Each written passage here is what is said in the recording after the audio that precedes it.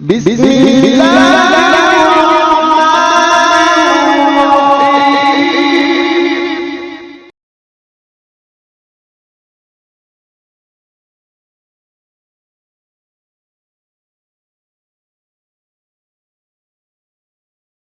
ماشاء اللہ ولا حول ولا قوة الا باللہ العلی العظیم اعوذ باللہ من الشیطان اللعین الرجیم بفضل بسم اللہ الرحمن الرحیم وبہ نستعین وهو خیر الناصر ومعین الحمدللہ وکفی وسلام علی عبادہ الذین اصطفی اما بعد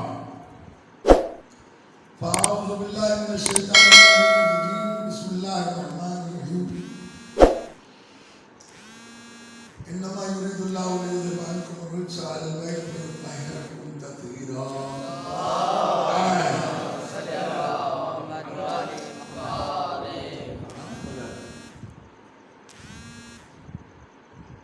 میں نے آج امام سجاد علیہ السلام کے اس جشن کی آیت تطہیر کی تلاوت کی. اس میں ایک لفظ ہے اہل بیت. اس مسئلے پر دنیا کے اندر اختلافات پائے جاتے ہیں. اہل بیت کون ہیں؟ دنیا والے اس کے اوپر بڑی بحثیں کرتے ہیں کہ کون کون اہل بیت میں شامل ہوتا ہے. ازواج ہیں کہ نہیں ہیں, اصحاب ہیں کہ نہیں ہیں, کوئی ہے کہ نہیں ہے. بلکہ اب جو ناسبی اور خارجی مزاج کے مسلمان ہیں یہ وہ لوگ ہیں کہ جو یہ کہتے ہیں کہ یہ اہل بیت میں اہل محمد علی علیہ السلام جناب سید کونین صلی اللہ علیہ اور امام حسن اور امام حسین علیہ السلام یہ اہل بیت میں شامل نہیں ہیں. تو پیغمبر نے دعا مانگی تھی کہ ان کو بھی شامل کر دیں. حالانکہ یہ آیت نازل ہی اس وقت ہوئی ہے جب یہ پانچ ایک چادر کے اندر جمع تھے اور اس کے اشارے نزول سے کوئی انکار کر نہیں سکتا کہ یہ آیت جب آیت تطہیر نازل ہوئی ہے. تو عزیزان گرامی اس کے لیے دو تین جملے آپ کی خدمت میں عرض کرتا چلوں جلدی اور وہ یہ کہ آپ طالب علم ہیں, آپ اس کو بہترین طریقے سے سمجھ سکتے ہیں. اس کو اپنے ذہن میں محفوظ کیجیے گا, انشاءاللہ آپ کو زندگی میں کام آئے گی یہ باتیں کہ انما یرید اللہ. یرید کا لفظ استعمال ہوا ہے. یرید فعل مضارع ہے. فعل مضارع میں دو زمانے پائے جاتے ہیں, حال اور استقبال دونوں. اچھا یہ یرید جو ہے اس کا فعل ماضی کیا ہے؟ ارادہ. اس نے ارادہ کیا. اچھا اس کا مصدر کیا ہے؟ الارادۃ. الارادۃ جلدی سمجھتے رہیے. الارادۃ اس کا مصدر ہے ارادہ کرنا. ارادہ اس نے ارادہ کیا. یرید وہ ارادہ کرتا ہے اور کرتا رہے گا. اس کا فاعل کیا ہے اور اس کا مفعول کیا ہے؟ مراد اور مرید.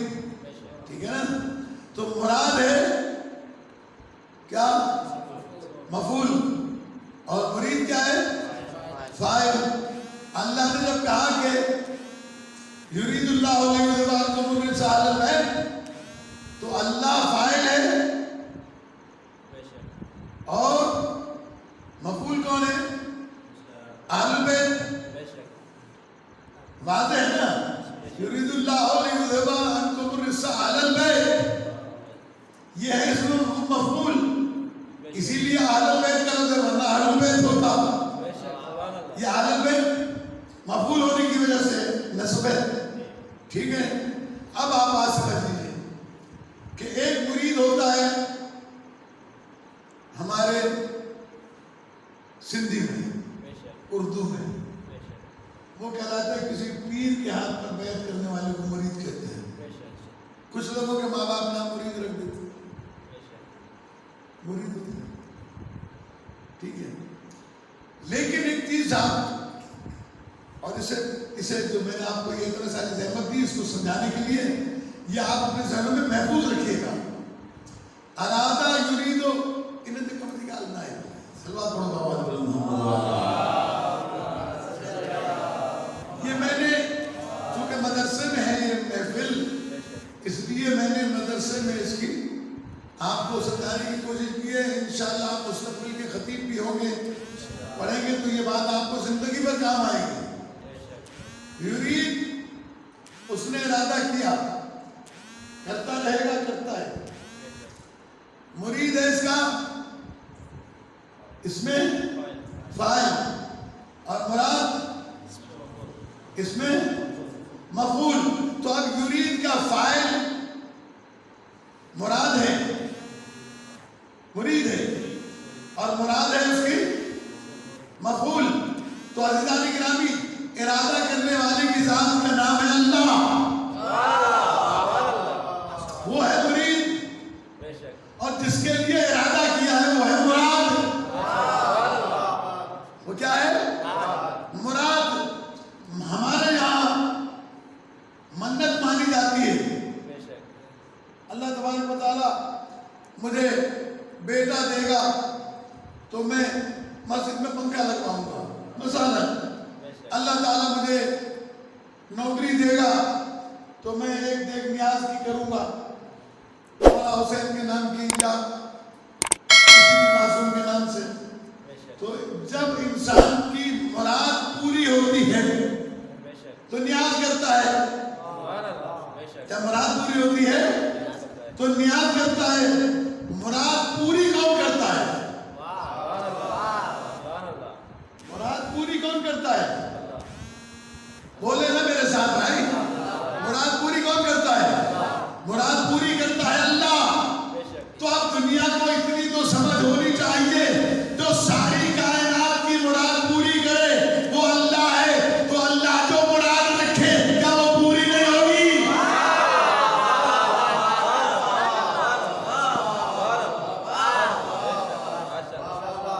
جو ساری کائنات کی مرادیں پوری کرے اس کی مراد یہ ہے کہ آل محمد کے نزدیک رجس نہیں آنا چاہیے. اب جو آل محمد میں رجس ڈھونڈتا ہے یہ اللہ کو اللہ ہی نہیں مانتا ہے.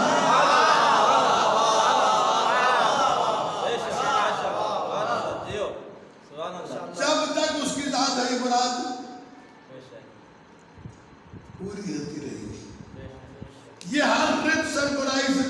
اچھا اب مسئلہ یہ ہے کہ یہ بھی ہمارے یہاں علم کلام کی بحث بھی ہے اور فلسفے کی بحث میں بھی ہے، منطق کے بحث میں بھی آتے ہیں.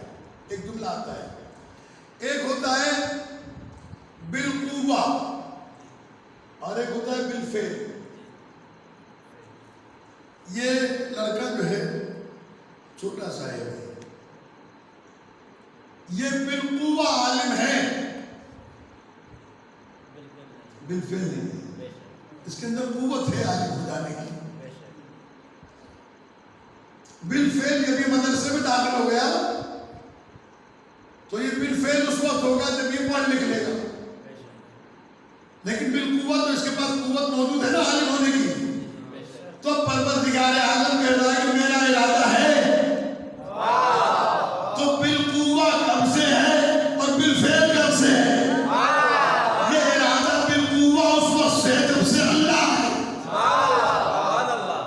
میری بات سمجھ میں نہیں آئی میرے خیال سے. جب سے اللہ ہے اس وقت سے ارادہ طہارت معصومین اللہ کے علم میں ہے. اور یہ بالفعل اس وقت ہوئی کہ جب اللہ تبارک و تعالیٰ نے اس کو آیت عظیم نازل کر کے بیان کر دیا. معلوم ہوا آل محمد کی طہارت آیت عظیم نازل ہونے کے بعد سے نہیں ہے، جب سے خدا نے انہیں خلق کیا ہے اس وقت سے ان کی طہارت موجود ہے.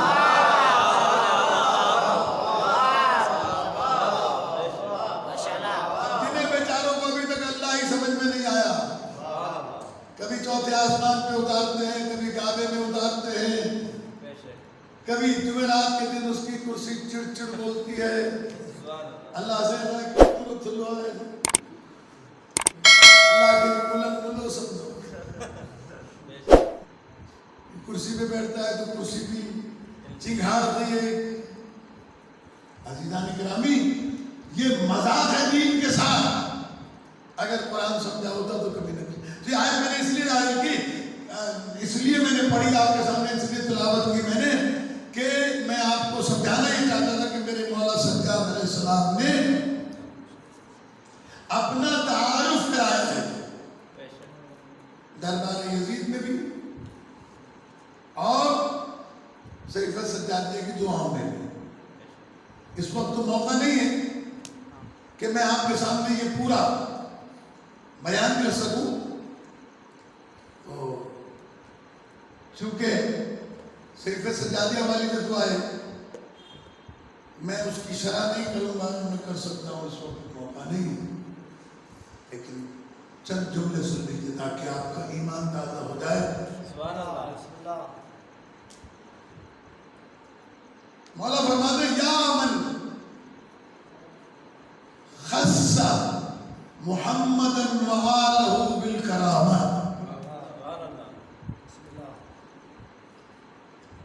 لوگ کعبہ تشریف فرما ہے مولانا، یا من خص محمدا وآلہ بالکرامہ، اے اللہ تو وہ ہے جس نے محمد و آل محمد کو عزت و شرف و کرم کے ساتھ مخصوص کر دیا ہے۔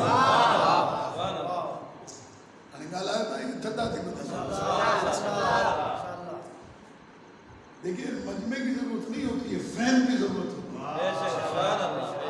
مجھے جواب دے گے تو میں بات آپ کے سامنے پڑھ سکوں گا۔ یا من خص محمد و آلہ بالکرامہ، اے اللہ تو نے محمد و آل محمد علیہ السلام کو کرامت، عزت، شرف، بزرگی، پاکیزگی، طہارت، بلندی کے ساتھ مخصوص کر دیا ہے۔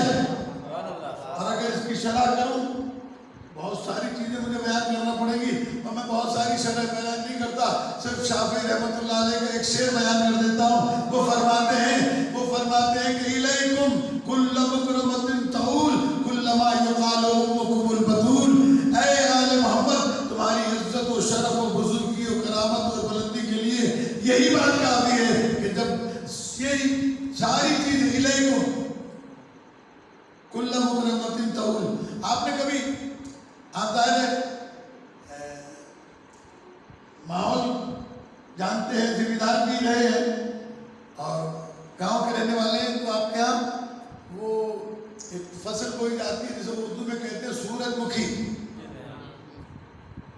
اور سندھی میں کیا کہتے ہیں؟ ہاں آج کل وہ ڈالڈا اس لیے کہتے ہیں، اس کو تیل نکالا جاتا ہے، اس لیے اس کا نام حالانکہ ڈالڈا والڈا نہیں ہے، وہ اس کا سورج مکھی کہتے ہیں۔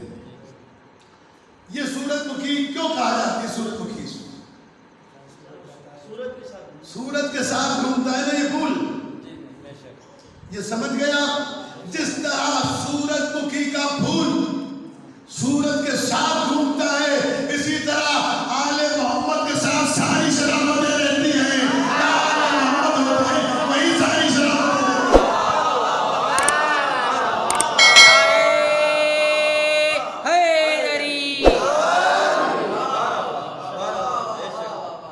تو معلوم ہے شرف وہاں رہتا ہے جہاں آل محمد رہتے ہیں، کرم وہاں رہتا ہے جہاں آل محمد رہتے ہیں۔ تو اسی کو شافعی رحمۃ اللہ علیہ نے کہا تھا کہ الیکم کل مکرمۃ تعول کلما یقال امکم البتول، اے آل محمد ساری شرف، ساری کرامتیں، ساری بزرگیاں، ساری بلندیاں، ساری عظمتیں، سارے شرف اس وقت تمہاری طرف رخ کر لیتی ہیں جب یہ کہا جاتا ہے کہ تمہاری ماں بتول ہے۔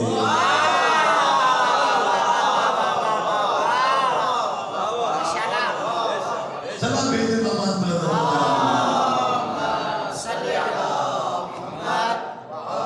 چھوٹا سا واقعہ، امام حسن مجتبیٰ علیہ السلام بازار سے مدینہ سے گزر رہے تھے، تو ایک شخص ملا امام حسن مجتبیٰ علیہ السلام، کہنے لگا کہ آپ کون ہیں؟ کہا مجھے حسن کہتے ہیں۔ تمہارے بابا کا نام کیا ہے؟ کہا علی۔ کہا ماں کا نام کیا ہے؟ فاطمہ۔ کہا نانا کا نام کیا ہے؟ کہا مصطفیٰ محمد۔ کہا دادی کا نام کیا ہے؟ فاطمہ بنت اسد۔ دادا کا نام کیا ہے؟ ابو طالب علیہ السلام۔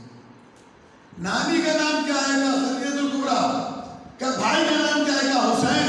ایک مرتبہ ہاتھوں کو اٹھا کے کہتا ہے حسن کوئی شرف ایسا بھی ہے تو تم نے چھوڑ دیا ہو؟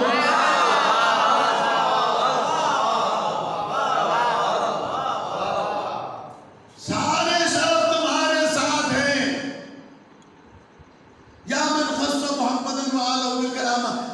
1 گھنٹہ بول سکتا ہوں، لیکن مجھے بولنا نہیں ہے، میں صرف آپ کو صرف ذہن بتانے کے لیے، اور یہ باتیں آپ کے سامنے اس لیے کر رہا ہوں کہ آپ میرے طالب علم ہیں، آپ کی تربیت ہونی چاہیے، آپ کو پتہ ہونا چاہیے۔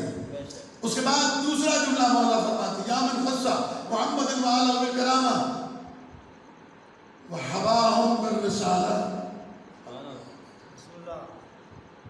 انشاءاللہ یہ لطف آپ کو آئے گا جب آپ عربی زبان سے بات کریں۔ حباہم بالرسالہ، رسالت ہے منصب۔ قرآن کیا ہے؟ یہ پورا قرآن رسالت ہے، رسول نہیں۔ رسول کیا ہے؟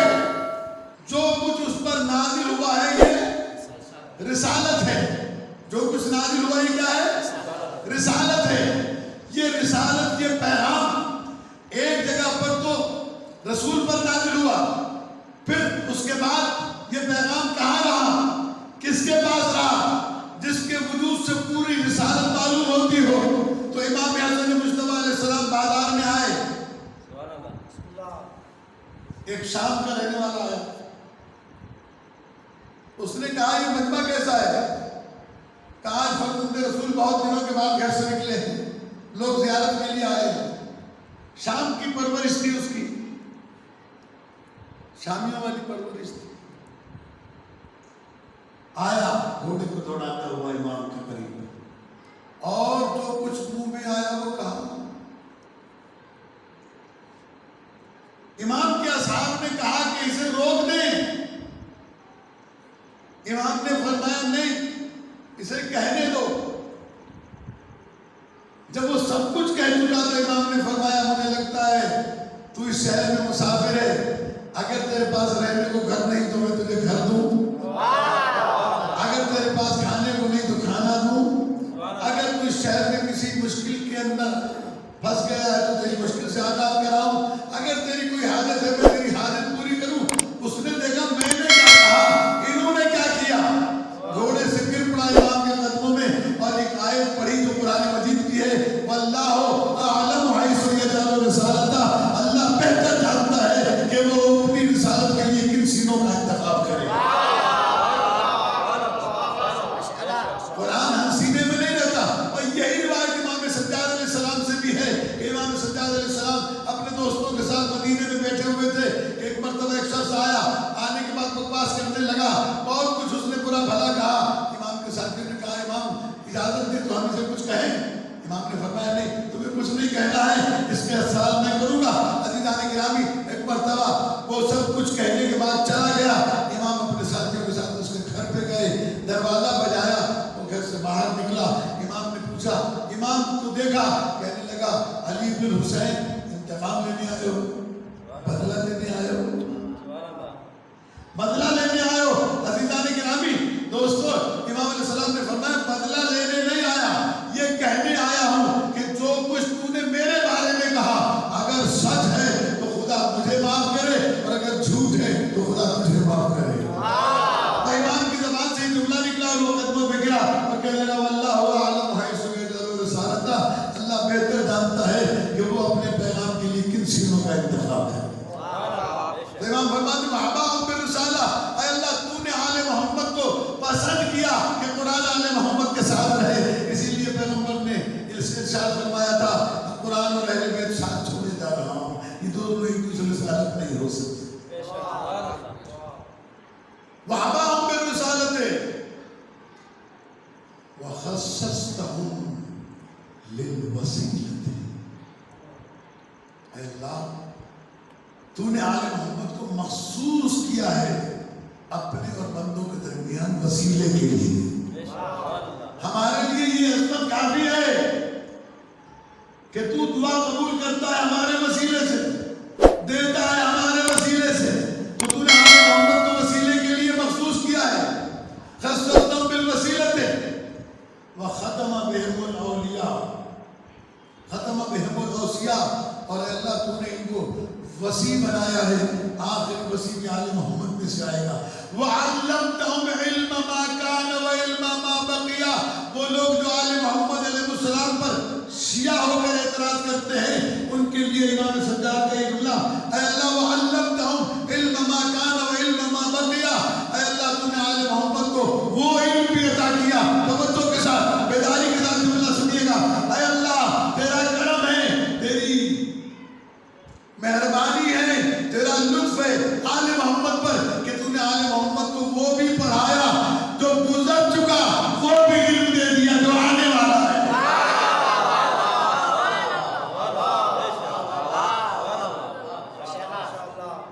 اور بہت سارے جملے ہیں، ایک جملہ سن لیجیے بس. امام علیہ السلام ارشاد فرماتے کیا خوبصورت جملہ ہے، وَجَعَلَ أَفْئِدَةً مِّنَ النَّاسِ تَهْوِي إِلَيْهِمْ. اتنا خوبصورت جملہ ہے.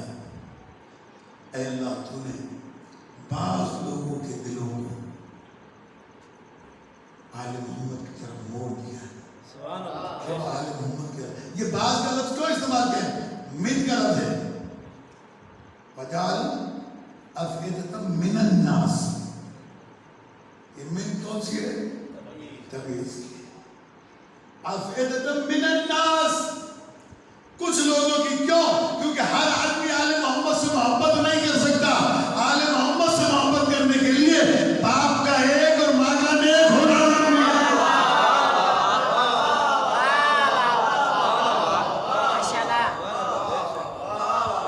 اللہ تعالیٰ آپ کی توفیقات میں اضافہ فرمائے. بس میں نے جملہ کہہ دیا کہ مومن کے دل میں محبت سے آل محمد کی اور یہ اللہ نے رکھی. اہل بیت علیہ السلام کی محبت، اہل بیت علیہ السلام کا شرف. اور جو دربار میں امام علیہ السلام نے ارشاد فرمایا تھا تعارف کرانے کے وقت کہ یزید سن، ہم آل محمد کا شرف سن. اعطینا ستا وفضلنا بسبع، اللہ نے ہمیں 6 چیزیں عطا کی ہیں اور 7 چیزوں سے فضیلت دی ہے. اور اس کی میں بالکل وضاحت نہیں کروں گا. اعطینا العلم والحلم والفصاحة والسماعة والسخاوة. اور اسی کے اندر ایک جملہ امام نے سر فرمایا والمحبة في قلوب المؤمنين. آپ اس کو اس سے جوڑ لیں گے دعا سے. اے اللہ تو نے ہمیں علم عطا کیا، فصاحت عطا کی، شجاعت عطا کی، سخاوت عطا کی، سماحت عطا کی، اور مومنین کے دل میں ہماری محبت عطا کی. یہ جملہ دربار کی یزید کے اندر بھرے ہوئے دربار میں میرے مولا نے ہتھکڑی پہن کے ارشاد فرما کر یہ واضح کیا کہ وہ شخص جس کے دل میں ہماری محبت ہے مومن وہی ہو سکتا ہے. جو ہمارے اوپر ظلم کرے وہ تو مومن بھی نہیں، امیر المومنین کیسے بن سکتا ہے؟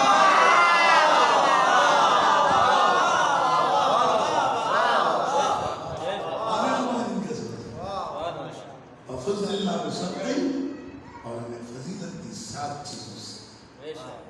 بیان النبی المختار منا. اے لوگو جس کا تم کلمہ پڑھتے ہو وہ ہمارا نانا ہے. واسد اللہ واسد رسولہ منا.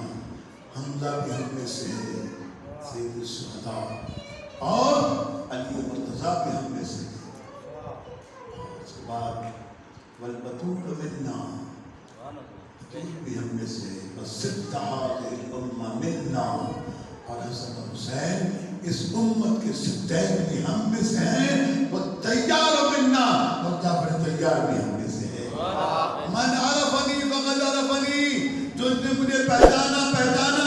ومن لم يعرفنی عرفتہ بحسبی ونسبی. امام علیہ السلام کے ساتھ فرما رہے ہیں کہ جو مجھے نہیں جانتا لیکن جو نہیں جانتا وہ نہیں جانتا. میں نے نہیں جاننے والوں کے لیے جو جانتا ہے وہ جانتا ہے. ومن عرفنی فقد عرفنی، جو مجھے جانتا ہے وہ جانتا ہے. ومن لم يعرفنی، اور جو مجھے نہیں جانتا عرفتہ بحسبی ونسبی، میں نے اسے اپنا حسب بھی پہچانوا دیا،